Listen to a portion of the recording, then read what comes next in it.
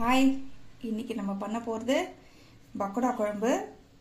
அதுக்கு தேவையான பொருட்கள் பார்த்திங்கன்னா, ஃபஸ்ட்டு பக்கோடா வேணும்.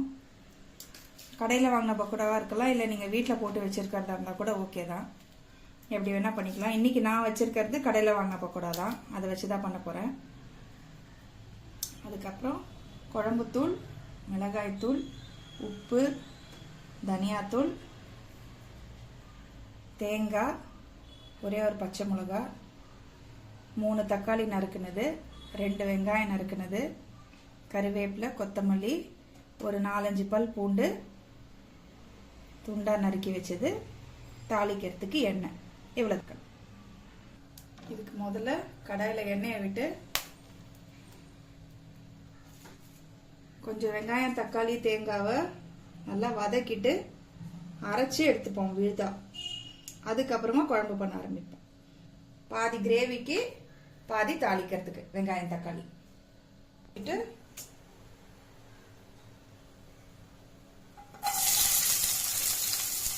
கட் பண்ணி வச்சிருக்கிற வெங்காயத்தில் பாதி போடுறேன்.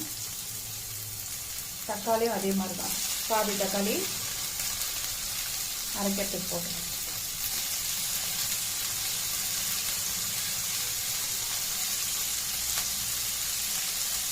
கூட எடுத்து வச்சுருக்க தேங்காய், இது 3 மட்டும் நல்லா வதக்கிட்டு மிக்சியில் போட்டு மைய விழுதாக அரைச்சிடணும்.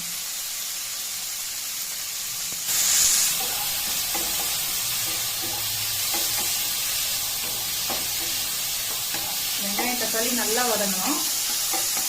பச்சை வாசனை போக நல்லா வதக்கிட்டு அதுக்கப்புறம் தான் அடுப்பு ஆஃப் பண்ணணும். இது ஒரு 2-3 நிமிஷம் ஆகும். இப்போ இது நல்லா வதங்கிடுச்சு.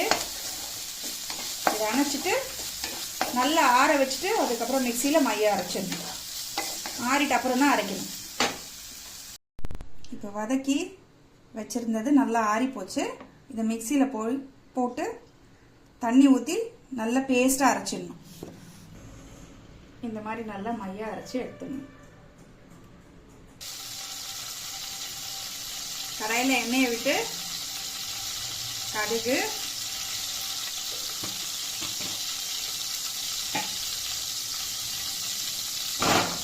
கருவேப்பிலை,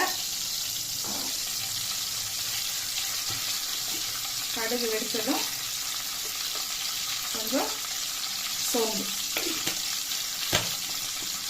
போட்டு தாளிச்சுட்டு லைட்டாக வதக்கிடணும்.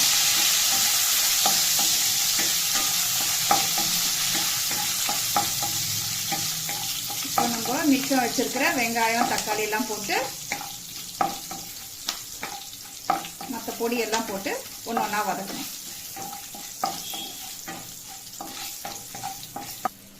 இப்போ நம்ம நறுக்கி வச்சிருக்கிற பூண்டை போட்டுட்டு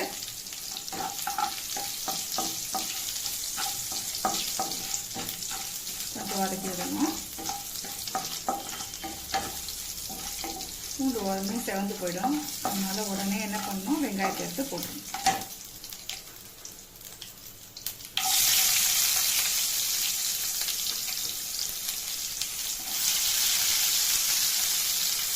ஒரு பச்சை மிளகாய்,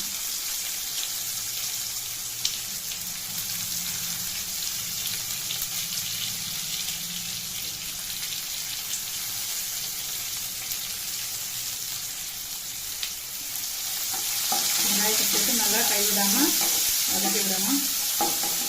வெங்காயம் கொஞ்சம் செவந்ததும் தக்காளி போட்டு வதக்கணும். நல்லா வதங்கிடுச்சு.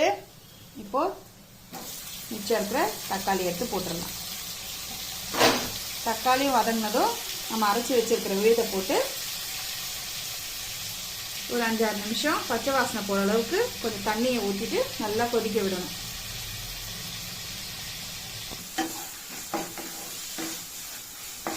தக்காளியும் வெங்காயமும் நல்லா வதங்கிடுச்சு. தக்காளி மட்டும் இன்னும் கொஞ்சம் வதங்கணும். இப்போ அடுத்து ஒரு பொடியாக போட்டாச்சுன்னா அதே சமயத்தில் அதுவும் ஒன்றா வதங்கிடும்.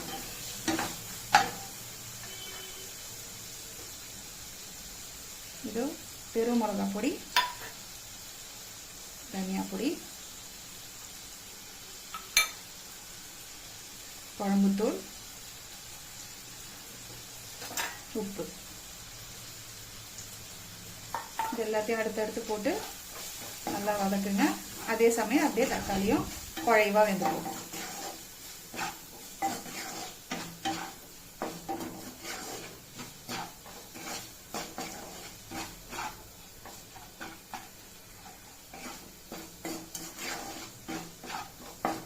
சிம்மில் வச்சு வதக்குறேன்னா, அடுப்பு ஹையில் இருந்ததுன்னா அந்த பொடியெல்லாம் கருகி போகிறதுக்கு வாய்ப்பு இருக்குது.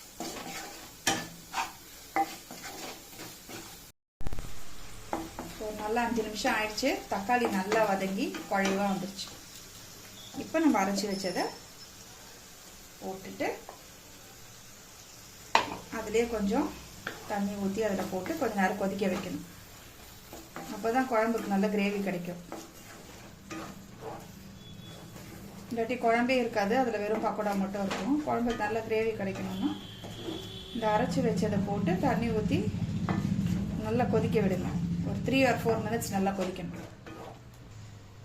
மிக்சியில் தண்ணியை பிடிச்சி நல்லா ஊற்றி நல்லா ஒரு 5லேருந்து 6 நிமிஷம் கொதிக்கணும்.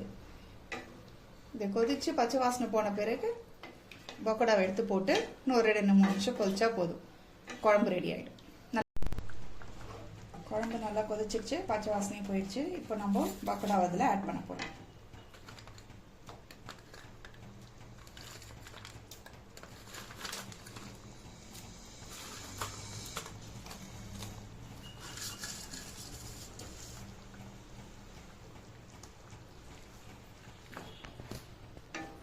பக்கோடாவை போட்டு ஒரு 3-4 நிமிஷம் அப்படியே இருக்கட்டும். ஏன்னா பக்கோடாக்குள்ளே இந்த குழம்போட மசாலாலாம் இழுத்துக்கணும்னா கொஞ்சம் நேரம் அது அடுப்பில் கொதிக்கணும். அதுக்கப்புறம் கொத்தமல்லி தூவி இறக்கிடுங்க. உங்களுக்கு வேணும்னா கொஞ்சம் கரம் மசாலா போட்டுக்கலாம். கரம் மசாலா போடாட்டாலும் பரவாயில்ல, அது அவங்கவுங்க விருப்பம். இட்லி, தோசை, சப்பாத்தி, பூரி எதுக்கு வேணால் தொட்டுக்கலாம் இந்த குழம்பு.